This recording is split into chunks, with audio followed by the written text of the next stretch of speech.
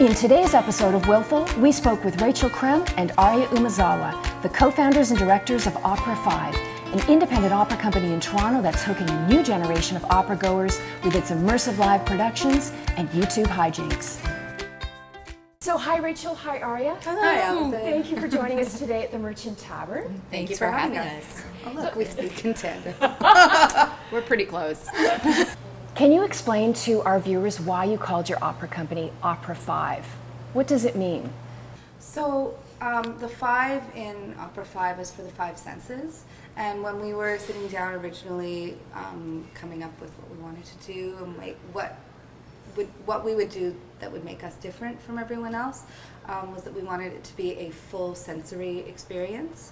So we wanted people not only to to watch and listen to the opera, we wanted them to taste the opera and smell the opera and feel the opera. So, for example, the first show that we had popcorn and drinks involved, so that sort of added the other 3 sensory experiences to the opera experience. And I think also when we were trying to name the company, we went through a whole bunch of names like Opera Mystique or like things like that. And one thing that we always wanted and was very important for us from the beginning was that it was opera without the trappings. So like I think a lot of times people they think that opera, you have to get dressed up, or maybe they need to know something about opera, and we just, I think, be in a circle, or be in the know. Yeah. And we really wanted to create an environment that was welcoming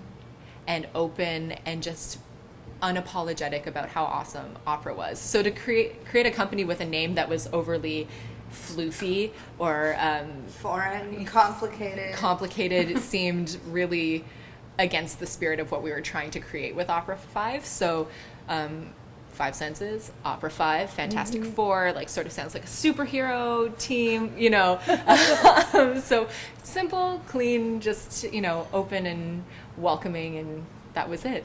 Is opera a lot like a Shakespeare play in the sense that it started out as earthy and aimed at the masses, but just got progressively more highbrow? Well, I mean, I think that we forget sometimes that opera was developed for the courts in Europe to begin with. So in a way, like opera was always for princes and kings, Okay. But I think that doesn't mean that it is inaccessible as an art form. At the beginning, it was also consumed in a much different way. The house lights were up, and people would walk in and out of boxes. They would have meals. They would have conversations. If something caught their attention, they would listen intently. But otherwise, it was on the onus of the artists on stage to keep the attention of the audience. It wasn't expected. Mm-hmm. So there was more of an interaction between audience and what was going on the stage, and that and it was a much more casual environment. Mm-hmm. So I think that's definitely something that we wanted to tap into. Right. Did you both grow up immersed in the arts?